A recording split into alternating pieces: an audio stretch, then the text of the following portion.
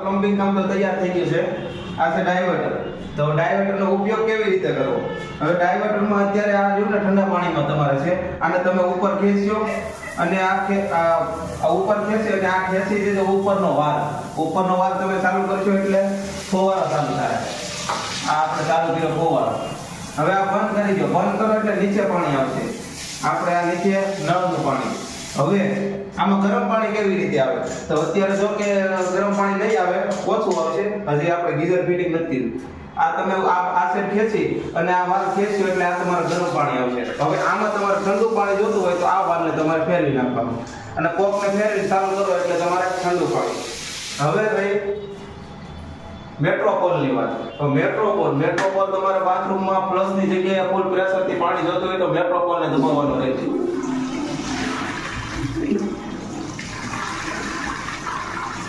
તો મિત્રો આપણું કામ તો કમ્પ્લીટ થઈ ગયું છે. હવે જોઈ લો આપણું પ્લમ્બિંગ કામ. દેખાડજો બધું. ફુવારો થઈ